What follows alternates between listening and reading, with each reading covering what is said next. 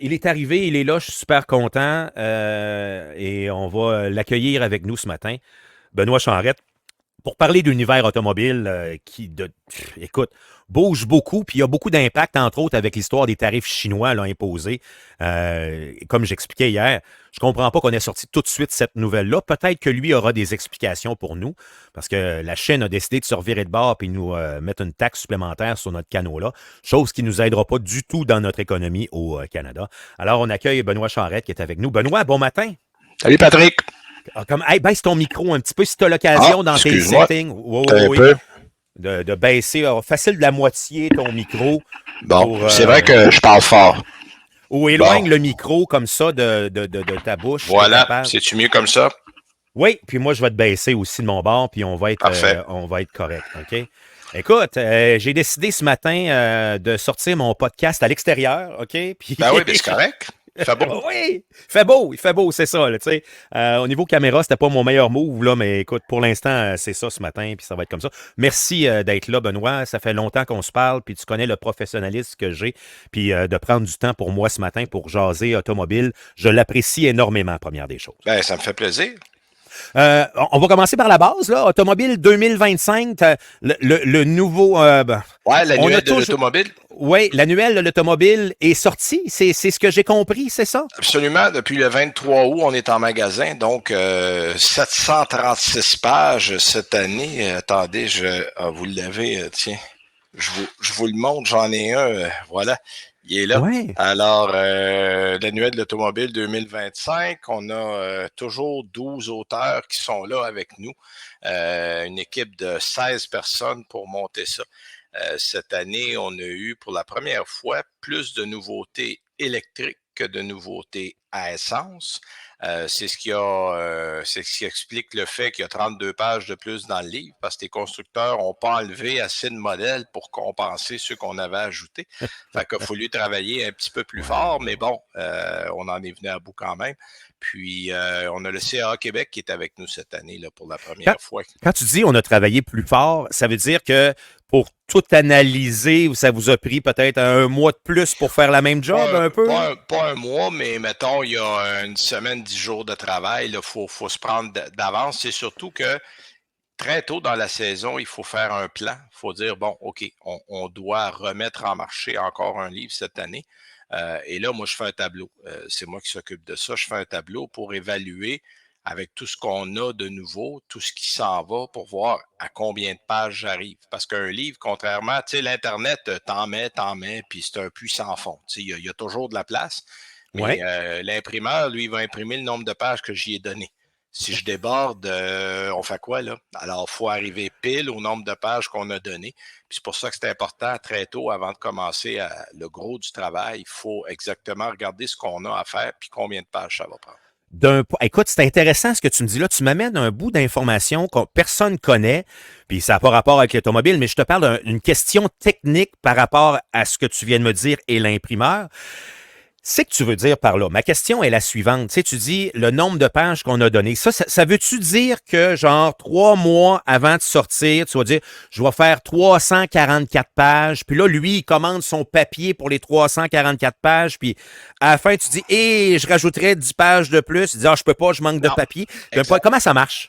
Ben moi, mon papier vient d'Australie, si jamais la question vous. Parce que au Canada, on n'a pas de bon. En fait, nos arbres sont trop mauvais pour faire du bon papier. Je résume ça vite, là. Au Canada, nos arbres sont bons pour faire du carton, du papier brun puis du papier toilette. Puis Si on sort du papier journal aussi. du papier journal, si on sort de ça, j'ai eu pendant un certain temps du papier qui venait de l'Oregon et depuis quelques années, il vient d'Australie parce que moi, je participe à un programme là, de plantation responsable. Là. Bon, faudrait que j'aille en Australie voir qu'est-ce qu'ils font avec mes arbres. Là. Je ne suis pas encore allé faire ça, mais je fais de la compensation carbone. On plante des arbres chaque année, l'annuel de l'automobile. On essaye de faire un peu notre part parce que, bon, ça prend pas mal de papier, imprimer tout ça. Mais cela dit, moi, chaque année, à peu près au début du mois de juin, il me donne une OK? date. Il dit là, à cette date-là, tu me dis combien tu as de pages. Si tu m'appelles le lendemain, il est trop tard. Parce que là, le papier est commandé en fonction exactement du nombre de pages que j'ai donné. Et là, à partir de là, je ne peux plus changer d'idée. OK, c'est bon, c'est ça, intéressant. Bon, on revient, on va commencer à jaser un peu l'actualité des derniers jours parce que l'histoire de cette, écoute, on va dire que c'est une vieille nouvelle, mais moi, je veux la traiter quand même, cette histoire-là, de taxes, de tarifs supplémentaires que le Canada va imposer à la Chine pour l'importation des véhicules électriques. Là où au Québec, au Canada, l'industrie, tu sais, on n'a pas encore autant de véhicules qui se construisent électriques chez nous. J'ai Non. trouvé que l'annonce avait été faite de bonne heure, mais je connais pas ça. Toi, tu Ben, vois ça comment? bon, est faite de bonheur pour une raison très simple. Dans les 3 dernières années, là, je parle juste des 3 dernières années, là, je ne parle pas des années auparavant, là, mais dans les 3 dernières années, il s'est investi au Canada pour à peu près 34 milliards de dollars dans le domaine électrique, c'est-à-dire usines d'anode, de cathode, de batteries, de voitures. Tu sais, on parle de Nordvolt au Québec, on parle de Oui. Volkswagen, Honda en Ontario, on parle de Ford et GM pour des usines de batteries au Québec. Mais tout ça, c'est en devenir. C'est-à-dire que les usines, on a commencé à construire, mais il n'y a pas de production encore là. Donc, ce qu'on a voulu faire par là, il y a deux choses qu'on a voulu faire. Un, on a voulu protéger l'industrie électrique naissante au Canada.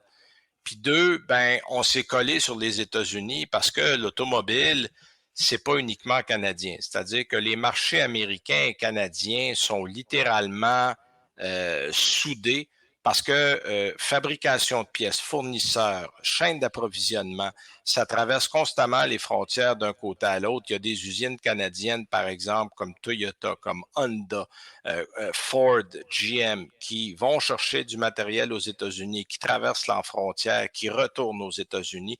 Donc, OK. si on ne fait pas comme les États-Unis, le Canada va se mettre dans une position délicate. Parce que là, on va voir arriver, regardez, en ce moment, l'exemple le plus probant, les véhicules Tesla qu'on achète au Canada sont fabriqués à Shanghai, alors que les véhicules Tesla qu'on achète aux États-Unis sont fabriqués aux États-Unis parce que la OK. taxe de 100 existe déjà depuis quelques mois aux États-Unis. Et quand Tesla a pris ça, ils ont dit, OK, on arrête d'envoyer des véhicules fabriqués en Chine aux États-Unis, on va prendre ceux qu'on fait au Texas, c'est pas loin, c'est aux États-Unis, il n'y aura pas de taxe. Puis là, on s'est dit, bon, ben OK, envoyer du stock chinois au Canada, là, probablement qu'on va prendre du stock de Fremont en Californie ou du Texas, puis on va l'envoyer au Canada. Mais je dirais que l'impact, pour le moment, n'est pas très grand parce qu'il n'y a pas à proprement parler de compagnies chinoises comme BID, comme Dongfeng, comme SAIC, des compagnies là, chinoises à 100% qui envoient des véhicules chez nous. Ce qu'on a, c'est des compagnies qu'on connaît comme Volvo, Polestar, qui appartiennent maintenant à des Chinois qui envoient des véhicules chez nous, ou OK. Tesla qui fabrique des véhicules en Chine, qui est une compagnie américaine. Donc, ça ne coûtait pas trop cher au gouvernement de faire ça maintenant, plutôt que d'attendre alors que les Chinois seront chez nous. Donc, on veut un peu protéger ce qu'on a mis comme investissement pour une future économie électrique. Puis en même temps, ben, on avait eu des pressions du gouvernement américain de dire, hey, appuyez-nous dans notre effort. Mais tu as raison, de l'autre côté, ben, les Chinois, eux aussi, vont faire des gestes comme le canola. Là, on parle, le Canada envoie 4 milliards de dollars par année d'huile de canola et de canola Oui. en Chine. Et ça, bien évidemment, ça va être compromis. C'est sûr que les Chinois vont répliquer, même si pour eux, le Canada, comparé aux États-Unis, c'est une pinotte. Là. Tout le marché canadien représente à peu près l'équivalent de la Californie. Alors, tu sais, OK. pour eux autres, c'est beaucoup moins grave que le Canada taxe à 100 que les États-Unis. OK. C'est bon. Oui, en bout de ligne, là, tu sais, c'est un coup de dé. Est-ce que, tu sais, on va avoir ton prix 1-2 sur le dé, on va avoir tombé sur 5-6. Seuls les prochains mois seront Bon, en voilà. mesure de nous le confirmer, Exactement. là. Exactement. Très, très bon. L'univers automobile, j'en parlais hier aussi avec Martine Ouellette, à qui on parlait de Climat Québec, puis on parlait encore, on revenait sur l'histoire de 2035. Là. Si Ouais. jamais le PQ passe, eux veulent nous ramener ça à 2030. On dirait que j'ai de la misère avec ça, Benoît, en tant que gars qui connaît pas ça encore une fois. J'arrive, quand j'ai perdu, ou quand ils ont annulé mon contrat radiophonique au cours des dernières semaines, j'ai dit, j'ai besoin de foutre mon camp d'ici. J'allais me promener un peu dans le coin de la Nouvelle-Angleterre, à Boston, Oui, Salem, bon, dans ce coin-là. très beau coin d'ailleurs. Vraiment, ça accroche. Écoute, quand tu prends la route pour revenir et t'en aller vers Portland, t'es sur le bord de l'océan. C'est Ah oui, c'est merveilleux. très beau, absolument. Très, très, très beau. Mais dans tout mon voyage, je n'ai vu qu'une seule borne parce que j'ai décidé, avec la personne avec qui j'étais, j'ai décidé de me rendre dans ce qu'on appelle une surf shop, là, tu sais, un magasin de surf, parce qu'on n'a pas ça. À Robertval, un magasin de surf, je te confirme que ça n'existe pas dans la vie, ça, Non. là, tu sais. Fait qu'on a décidé de dire, hey, on veut voir un surf shop dans la vie, qu'est-ce que ça a l'air. Puis il y avait le building de pompiers à côté, puis sur le building de pompiers, il y avait une charge. C'est la seule que j'ai vue dans 5 jours, dans tout mon voyage. Je me dis, comment on va faire pour arriver? Je ne crois pas qu'on peut arriver à 2035 ou encore 2030. Bon, 2030, c'est hors de question, là. Même 2035, en ce moment, tout le monde est en train de le remettre en question. Bon, pour plusieurs raisons. Primo, personne n'avait prévu la pandémie dans les plans électriques qu'on avait fait. Ça a été une catastrophe au point de vue de la production. La production s'est mise en retard, il y a manqué de pièces. Bon, on en a parlé maintes et maintes fois. Mais là, ce qui se passe en ce moment, c'est les prix. Le problème vient des prix. Les prix des véhicules électriques sont trop élevés. Les taux d'intérêt sont trop élevés. Puis en bout de piste, c'est le consommateur qui va prendre la décision. On a beau du côté gouvernemental dire, écoutez, on nous le met dans la gorge, 2035, il faut se rendre. On a pris du côté du gouvernement du Québec des initiatives en donnant 5 000 de subvention par-dessus le 5 000 que le fédéral donne. C'est pour ça qu'au Québec, ça va malgré tout assez bien dans la vente des véhicules électriques parce qu'il y a des incitatifs intéressants. Le Oui. problème, c'est qu'ailleurs, il y a peu ou pas d'incitatifs. On parle des États-Unis, il y a un 5500 qui vient de l'État. Il y a quelques États américains qui ajoutent à ça. Mais regarde, j'étais au Texas il y a 2 semaines. Si je transfère le prix en canadien, l'essence est à 64 sous le litre là-bas. Oui, en Donc, plus. à 64 sous le litre, là, il n'y a personne qui est intéressé à acheter un véhicule électrique. C'est pas assez cher et il n'y a pas de motivation du côté des Américains à aller dans ce sens-là.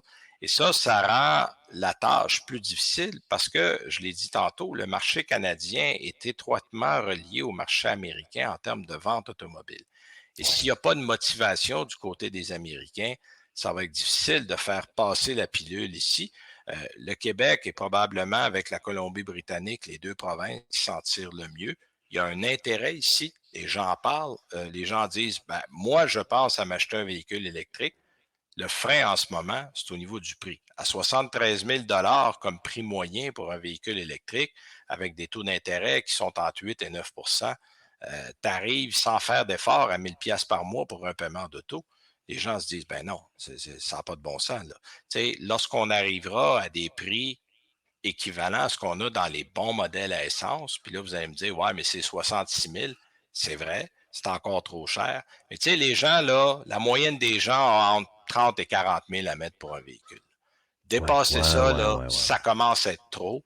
Donc, il va falloir que les constructeurs automobiles trouvent une solution parce que si on s'en tient à ce qu'on a en ce moment, 2035, là, on oublie ça, on ne sera jamais là. Moi, j'ai parlé avec plusieurs ingénieurs dans les derniers mois et tout le monde me parle 2045, 2050, là, qui est un chiffre beaucoup plus réaliste. Là. Tu sais, il y a toujours dans la vie, là, tu sais, la gauche, la droite, le bleu, le rouge. Dans le cas de l'automobile, les pros puis les haters au niveau des véhicules électriques. Moi, j'essaie toujours de me situer à quelque part entre les deux, de ne pas être dans les deux pôles extrêmes dans l'histoire. Et là, dernièrement, ce que je remarque, entre autres, sur des réseaux sociaux comme TikTok, là, tu sais, je vois une vague de haters qui nous disent que au niveau de l'automobile, c'est rendu que quand tu te recharges dans une borne rapide qui n'est pas chez vous, c'est rendu que ça coûte le même prix que l'essence. Il y a Bon, comme une vague actuellement qui est lancée. On peut-tu déboulonner ça ou bon, boulonner les boulons, là? c'est-à-dire que oui, ça l'a augmenté et ça dépend à quel réseau on va. Je donne l'exemple de circuit électrique au Québec qui appartient à Hydro-Québec, qui est bien organisé, qui est fiable, puis qui est assez abordable. Tu sais, une borne de niveau 2 dans un hôtel, par exemple, là, je l'ai fait l'an dernier, j'y passais la nuit, c'est 1 $ de l'heure. Tu sais, ma recharge le matin, quand je me suis levé, je suis allé rechercher l'auto, était pleine, ça m'a coûté 10 piastres. Donc, c'est pas exorbitant. Par contre, il y a l'industrie privée qui est là-dedans. Là, ce qui manque dans tout ça, c'est de la réglementation. Tu sais, quand on va mettre de l'essence, là, le prix est affiché quand on arrive. Une est 58, une est 61, une est 62, dépendamment où on va. Mais vous savez ce que vous allez payer. Quand vous arrivez à une borne électrique, il n'y a rien d'écrit. Moi, je suis allé d'une borne en Ontario où j'ai dû payer 4 piastres parce que j'étais pas membre de la dite, je me Cette rappelle plus du entreprise de nom. la borne, là. Voilà, donc j'ai payé. Et en plus, là, une fois que tu embarques ça, c'est là que tu apprends combien tu vas payer. Mais là, je devais OK. recharger. C'est pas comme si j'avais le choix. Là. C'était la seule borne qu'il y avait à peu près à 50 km à ronde. Donc, j'ai fini de charger 45 minutes. Ça m'a coûté 31 $. Fait que oui, c'est cher, mais là, j'avais besoin de recharger. Mais c'est ce qu'il faudrait. C'est-à-dire qu'il faudrait, à tous les endroits où il y a des bornes, t'affiches, tu dis voici ce que ça coûte sur la borne de 50, sur la borne de 100 kilowatts. Puis les gens ne le savent pas, mais plus la borne est rapide, plus le prix est élevé. Les gens disent ah ben je vais prendre la plus rapide, ça va aller plus vite. Oui, mais ça va coûter plus cher. Oui. Ça souvent c'est pas écrit nulle part. Donc il faut que les gens soient au courant. Puis malheureusement, c'est encore un peu la jungle dans tout ça. Il y a pas Oui. de. C'est pas précis. Et ça, ben, il y a des gens, malheureusement, qui finissent, qui disent Eh Seigneur, ça, ouais, ça m'a coûté cher. Cela dit, il y a probablement 85 à 90 des gens qui ont des véhicules électriques qui rechargent à la maison. Et là, évidemment, c'est là que ça coûte le moins cher. Et si on a à sortir, à aller quelque part, à faire plusieurs kilomètres, ben, il faut se renseigner. Puis il faut essayer de voir, parce que ça se fait via Internet, de dire, bon, ben, si j'arrête à tel endroit, ah, c'est telle compagnie qui est là, ChargePoint ou Flow, ça coûte combien? On peut s'informer. On va avoir un petit peu moins de surprises comme ça. Là, si jamais, je veux faire un petit aparté, parce que j'ai une question par rapport à ce que tu dis au niveau des bornes, mais je veux le dire aux auditeurs. Si jamais les auditeurs ont des questions pour Benoît Automobile, là, sans tomber dans le, je pense un Grand Cherokee versus un Sorento, là, tu sais, pas ces questions-là, mais si vous avez des questions automobiles, puis vous voulez les ajouter, on va les poser à Benoît instantanément. Moi, Benoît, là, ce qui m'a le plus surpris dans toute l'histoire quand j'ai changé mon véhicule pour un hybride branchable, ça a été justement l'enseignement que je ne pensais pas qu'il était important d'avoir au niveau des bornes. Moi, ça, les gens, c'est le premier conseil que j'ai à dire aux gens qui va exactement dans la même lignée que ce que tu viens de nous dire. Faut se renseigner et comprendre l'univers des bornes Voilà. avant même de penser s'acheter un véhicule. En fait, c'est une nouvelle habitude automobile d'avoir un véhicule hybride branchable ou électrique parce que justement, il faut tenir en compte le fait que on devra arrêter en chemin si on va plus loin, ou il faut être capable de calculer son trajet pour dire, bon, est-ce que j'ai assez d'électricité pour faire le trajet que j'ai à faire? Donc, je suis allé à Ottawa la semaine dernière avec un véhicule électrique et je me suis renseigné parce que j'allais à un lunch d'affaires.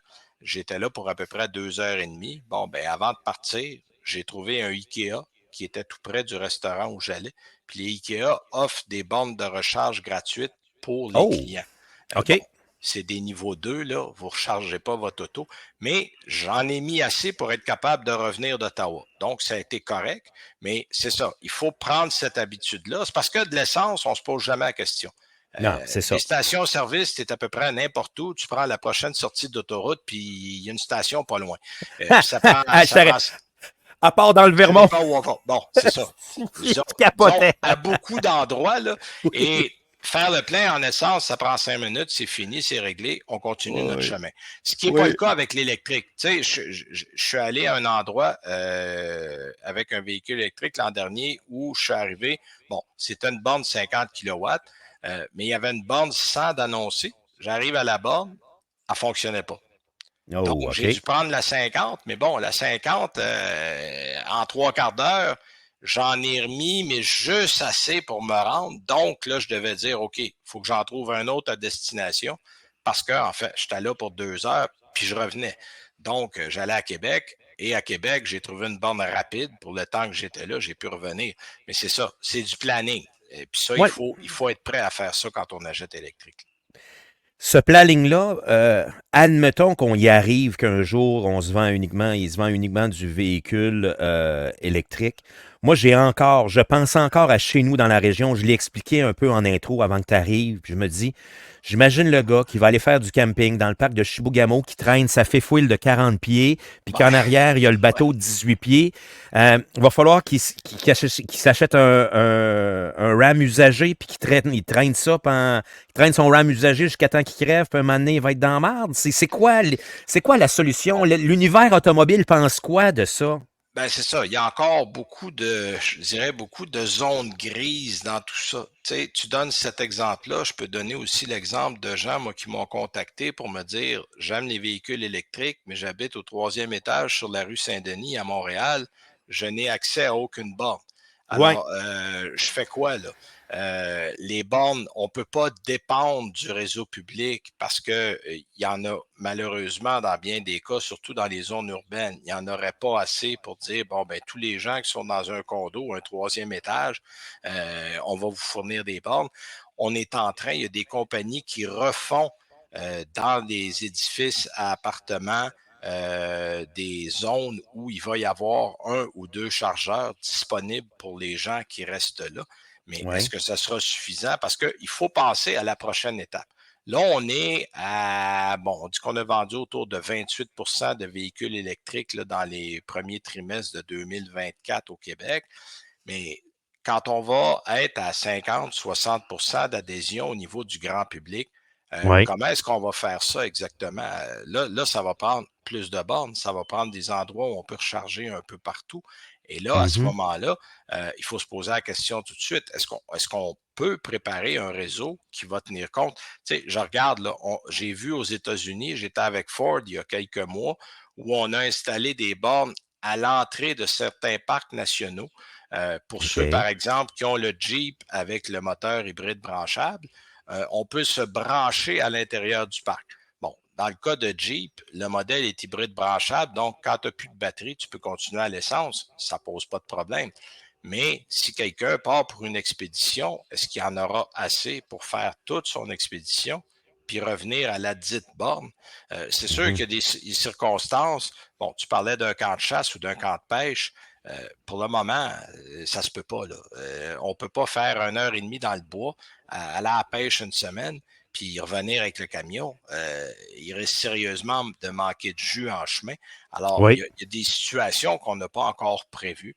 Je pense que pour le moment, on est encore à la première étape, c'est-à-dire d'essayer d'avoir un réseau globalement assez intéressant pour la majorité des gens. La minorité, ben là, il va falloir regarder ça un petit peu plus tard. C'est bon. Écoute, merci Benoît. Je pense qu'on faudrait qu'on se reparle parce qu'on pourrait Ah, se bon, on se parler reverra. pendant 1 heure, 2 heures. C'est le fun. J'aime ça. Merci d'avoir pris quelques minutes pour nous parler ce matin. Je l'apprécie. Puis la prochaine fois qu'on va se reparler, tu vas me voir. Ça marche, Patrick. Merci beaucoup, là. Merci. Au revoir. OK. Salut. Très apprécié. C'était Benoît Charrette. Écoute, ce qu'on